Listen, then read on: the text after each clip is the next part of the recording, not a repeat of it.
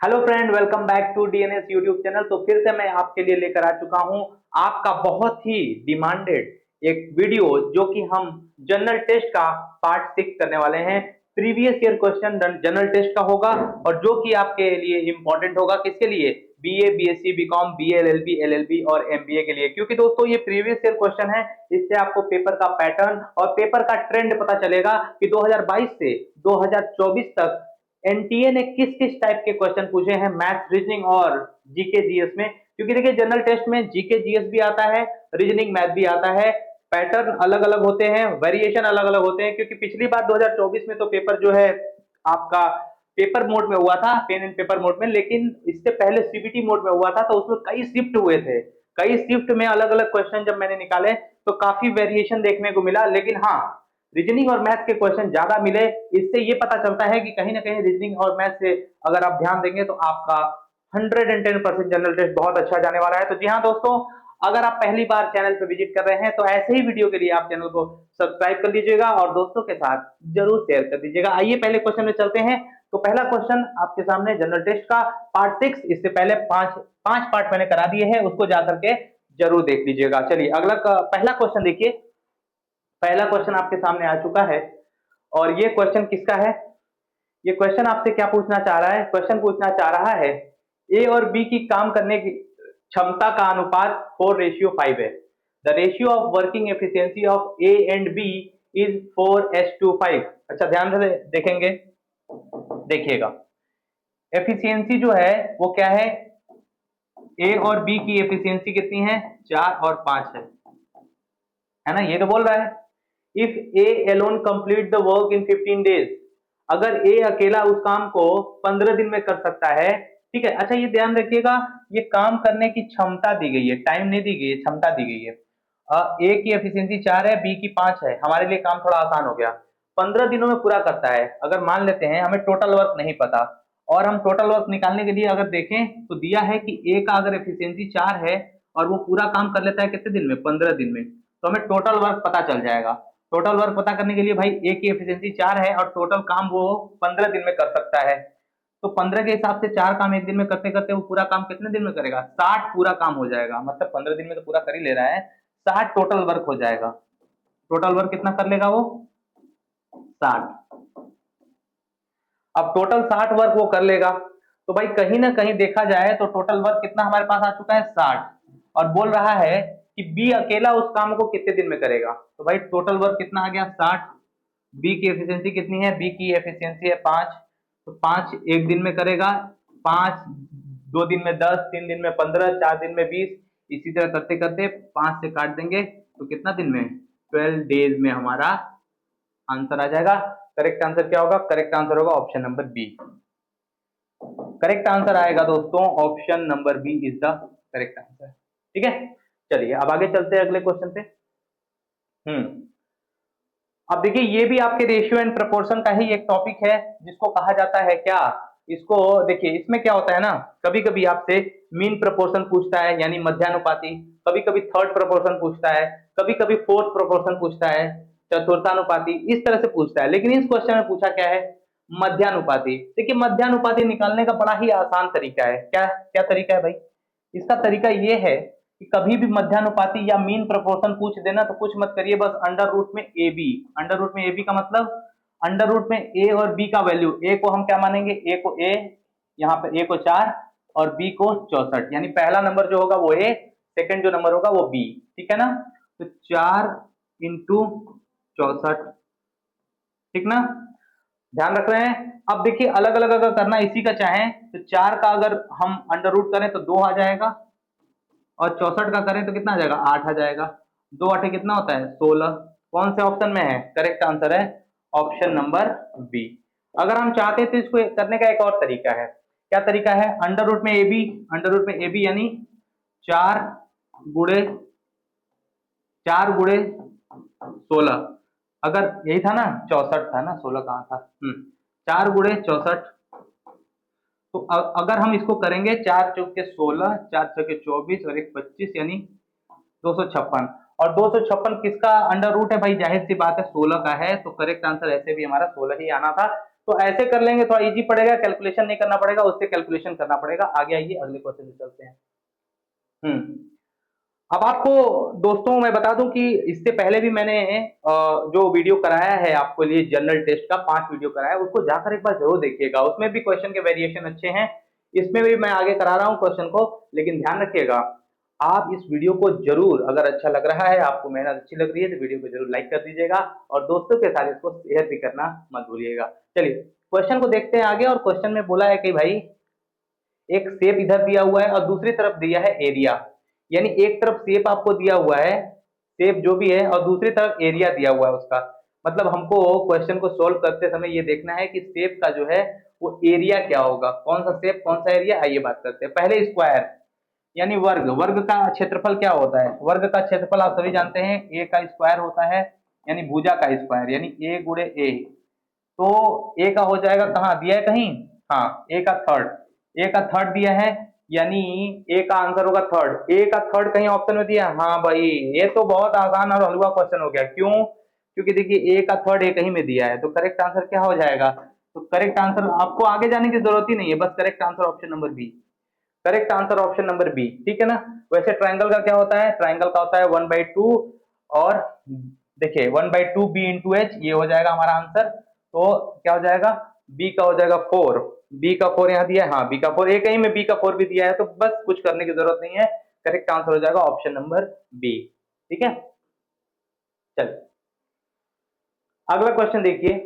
ये है आपका प्रॉफिट एंड लॉस। ध्यान रखिएगा दोस्तों, जनरल टेस्ट में ना प्रॉफिट एंड लॉस, परसेंटेज और रेशियो एंड प्रपोर्शन और टाइम एंड वर्क, मतलब 3 4 5 टॉपिक तो ऐसे हैं जिसमें से 110% क्वेश्चन हमेशा आता है। ये बात हमेशा ध्यान रखिएगा। अगर मैं 4 5 टॉपिक बताऊं आपको और कहूं कि इन पर आप अगर अगर फोकस कर लेते हैं, तो कम से कम 25 30 नंबर आपका तो 100% रखा हुआ है, इस बात को मान के चलिए। ठीक है ना, 250 में से ये 25 30% मतलब 10% नंबर तो आपका ऐसे ही रखा हुआ है। आप इससे अंदाजा लगाइए।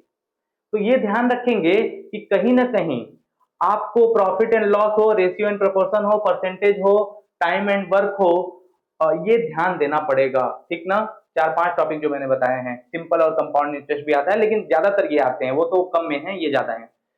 किसी निश्चित दुकान पर एक सामान पर लाभ उसके क्रय मूल्य का 380% है।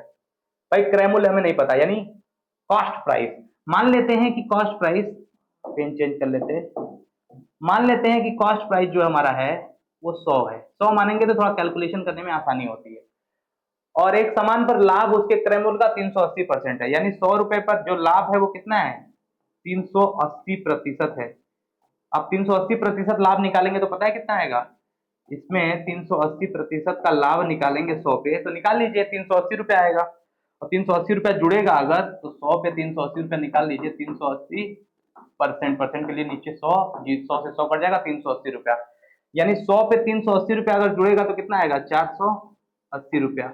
यानी 480 रुपया का हमें बेचना पड़ेगा उस सामान को 380% प्रॉफिट अर्न करने के लिए। यदि क्रय मूल्य 20% बढ़ता है, ठीक है, हम इसको 20% बढ़ा देते हैं, 100 था, 20% इसको अगर इंक्रीज कर देते हैं तो कितना हो जाएगा? 120 हो जाएगा। देखिए कैलकुलेशन आसानी से हो जा रही है ना। परंतु विक्रय मूल्य समान रहता है, यानी सेलिंग प्राइस जो है वो हमारा सेम रहेगा। ठीक ना। तो लाभ विक्रय मूल्य का कितना प्रतिशत है? लाभ, अच्छा बताइए लाभ कितना है? 120 पे लाभ कितना हो रहा है बताइए? 120 रुपए का हमने खरीदा है, 480 रुपए का बेचा है, तो कितने का है? 12 चौके 48, यानी 36, यानी 360 रुपए का हमें प्रॉफिट हुआ है। आप माइनस करके देख लीजिए, 480 में से माइनस करेंगे 120, तो 063, यानी 360 रुपए का हमें प्रॉफिट हुआ है। ठीक ना। बोला है कि लाभ विक्रय मूल्य का कितना प्रतिशत है?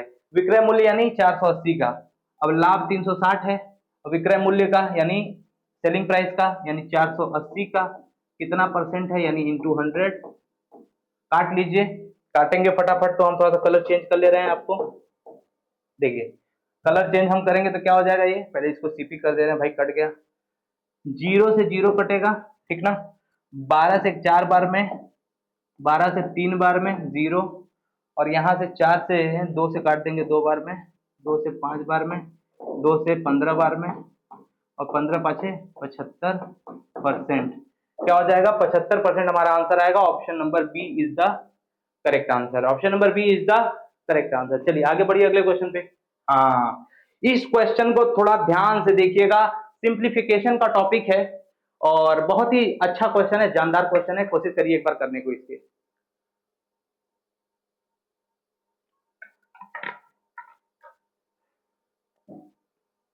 दोस्तों एक बार चैनल को जरूर से, अगर आपने सब्सक्राइब नहीं किया है तो उसको सब्सक्राइब कर लेंगे और दोस्तों के साथ शेयर जरूर कर दीजिएगा इसको, ठीक है।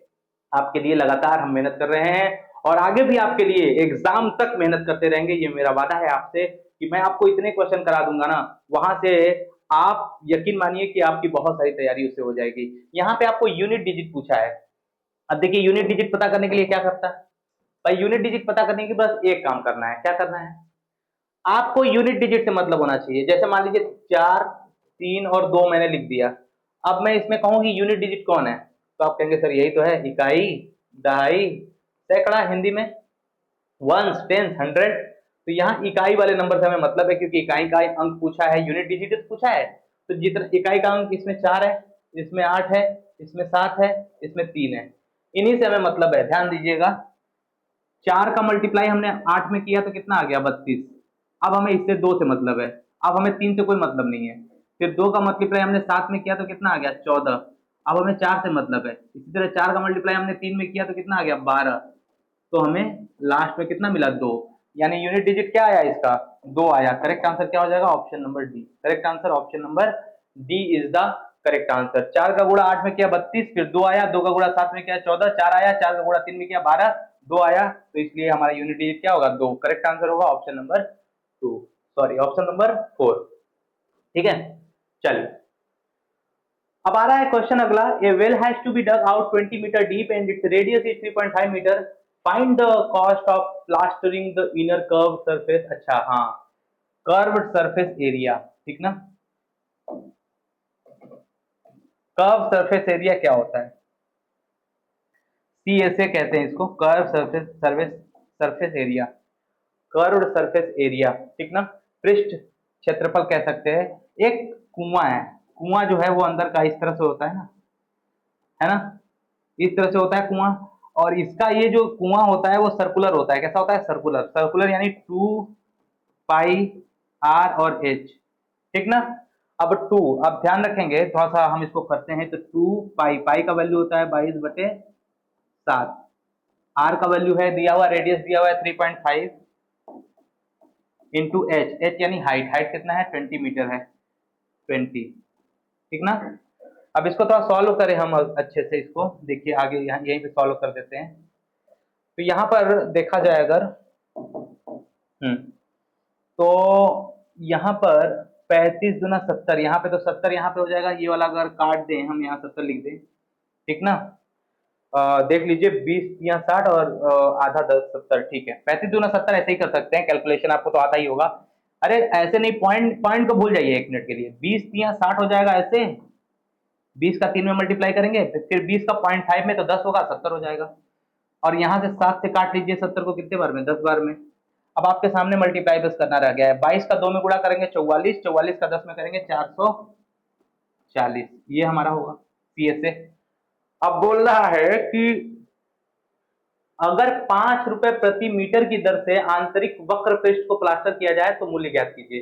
तो 5 रुपए प्रति मीटर के दर से, तो 440 आया है, गुणे 5 कर लीजिए, आंसर क्या होगा, 5 जीरो का 0, 5 4 जा 20 और 5 4 जा 20 और 20 22, 2200 रुपये आंसर होगा। करेक्ट आंसर होगा ऑप्शन नंबर भाई बी। देखिए option number B is the correct answer, ठीक।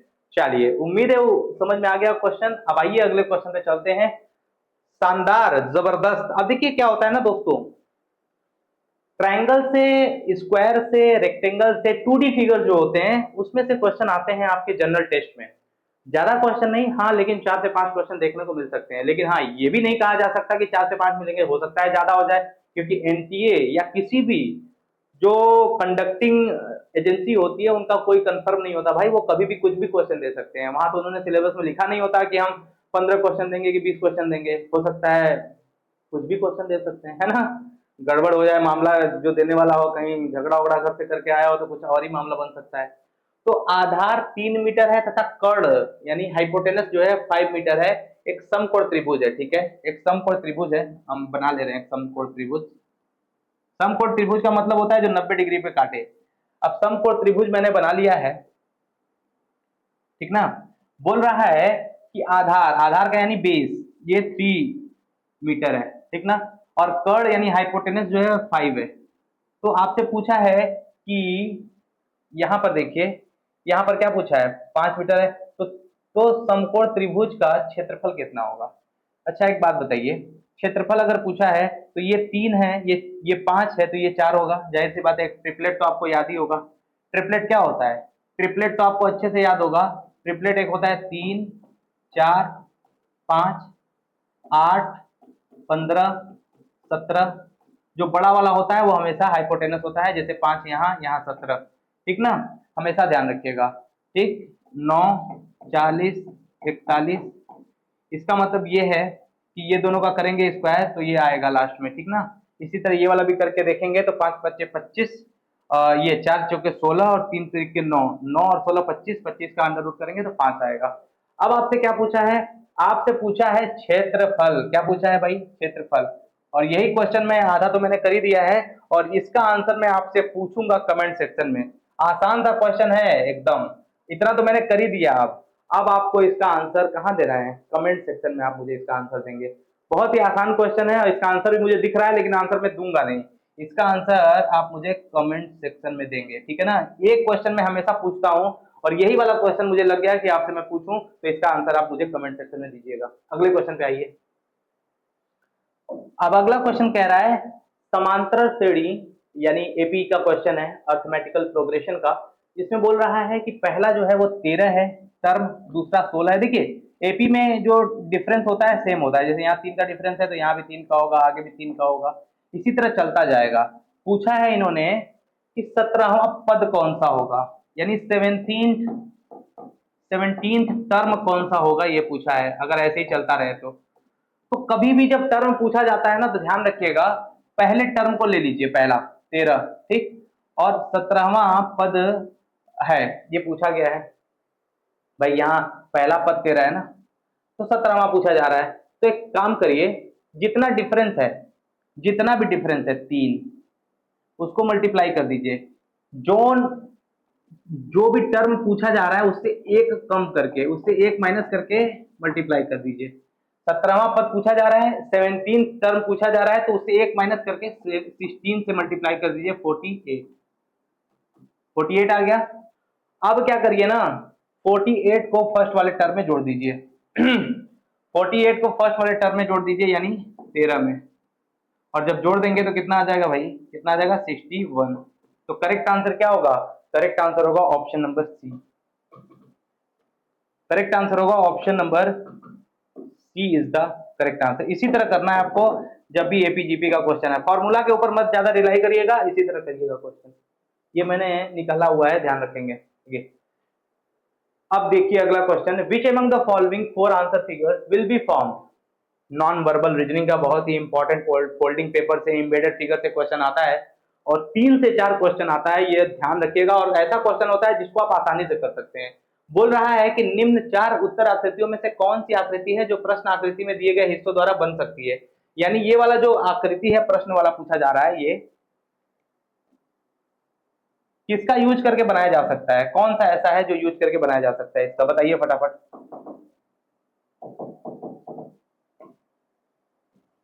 देखिए अगर हम ध्यान दें थोड़ा सा, अच्छा यहाँ एक चीज देख रहे हैं, यहाँ डबल लाइन है, ठीक है, एक लाइन ऐसे है और एक लाइन ऐसे, यानी 2 लाइन।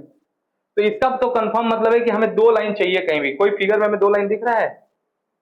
हाँ देखिए, ये देखिए यहाँ पे देखिए 2 लाइन है कि नहीं, यहाँ पे देखिए 2 लाइन है ना, और यहाँ पर भी हमको 2 लाइन मिल रहा है देखने को। अब 2 लाइन यहाँ देखने को अगर मिल रहा है हमको, तो कहीं ना कहीं यहाँ पर ये वाला हो सकता है, और भी मिला लेते हैं, देखते हैं। सर्कल है, हाँ सर्कल भी यहाँ है भाई, है ना। उसके बाद ये वाला जो हिस्सा है, ये देखिए, ये वाला हिस्सा जो है वो कहाँ से मिल सकता है आपको, ये वाला यहाँ से मिल सकता है, देखिए है ना। ऐसे करेंगे तो हाँ ये वाला मिल जाएगा, ठीक है, ये वाला भी मिल जाएगा। इसके बाद ये ऐसे मिल रहा है, और ये जो वैसे ये वाला मिल जाएगा, देखिए ये वाला ऐसे है ना, हाँ है, ठीक है। और ये स्क्वायर है, स्क्वायर भी हमें यहाँ से मिल जाएगा, ठीक है। और यहाँ रेक्टेंगल है, रेक्टेंगल कहाँ से मिलेगा, रेक्टेंगल कहाँ से मिलेगा, रेक्टेंगल यहाँ से मिल जाएगा, रेक्टेंगल मिल जाएगा यहाँ से, क्योंकि और किसी में भी दो लाइन नहीं गई है, देखिए किसी भी और फिगर में दो लाइन गई नहीं है, जैसे यहाँ दो लाइन गई है, देखिए यहाँ। तो करेक्ट आंसर क्या होगा, करेक्ट आंसर होगा ऑप्शन नंबर सी, ठीक है, करेक्ट आंसर होगा ऑप्शन नंबर सी, ठीक है। चलिए अब आगे चलते हैं अगले क्वेश्चन पे।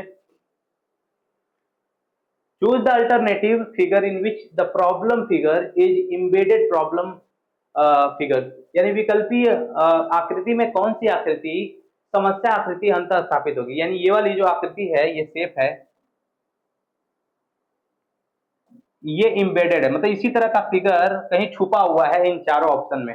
आइए देखें, यहां पर अगर हम देखें तो ये सिर्फ हमें ट्रायंगल मिल रहा है, बीच वाला नहीं मिल पा रहा है, तो बीच जब नहीं मिल पा रहा है तो आंसर नहीं होगा। अब हमें कैसे खोजना पड़ेगा भाई, तो ध्यान अगर हम दें एक एक करके, हाँ तो यहाँ देखिए, ये देख रहे हैं, ये वाला, ये देखिए ये यहाँ पर, और यहाँ पर बेस यहाँ पर और सीधा यहाँ पे मिल रहा है कि नहीं मिल रहा है। तो कहीं ना कहीं इसका जो बेस है वो एकदम सीधा है, और आप कहेंगे कि सर यहाँ पर भी तो मिल रहा है, ये देखिए यहाँ पर ये, लेकिन यहाँ पर जो इसका बेस है ना वो सीधा नहीं है, देखिए यहाँ पर बेस सीधा है, और यहाँ पर बेस जो है यहाँ पर भी सीधा है, देखिए। और यहाँ पर एक चीज आप नोटिस कर रहे हैं, यहाँ पर कांटेदार लाइन है, कांटेदार कांटा, तो इसी तरह कांटा यहाँ भी है, देखिए ये, तो यही हमारा, और सीधा लाइन भी यहाँ बीच में है, तो यही हमारा option number C correct answer होगा, यही इसमें फिगर मिल जाएगा हमको, ये वाला फिगर अगर खोजेंगे यहाँ तो, ठीक है। चलिए उस वाले क्वेश्चन का आंसर जरूर दीजिएगा। क्वेश्चन पूछ रहा है इन ए क्लास ऑफ 48 स्टूडेंट, यानी 48 स्टूडेंट का एक क्लास है, ठीक है। थोड़ा सा कलर मैं चेंज कर लूं आपके लिए,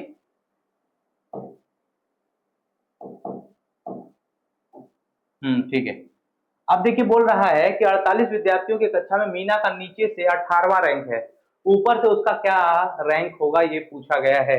तो भाई आप तो फॉर्मूला जानते होंगे ना, तीन फॉर्मूला इसमें होता है। पहला क्या होता है, देखिए पहला होता है टोटल, टोटल का फॉर्मूला होता है, देखिए टॉप लिखे या लेफ्ट राइट लिखे बात एक ही है, टॉप प्लस बॉटम -1, ठीक है।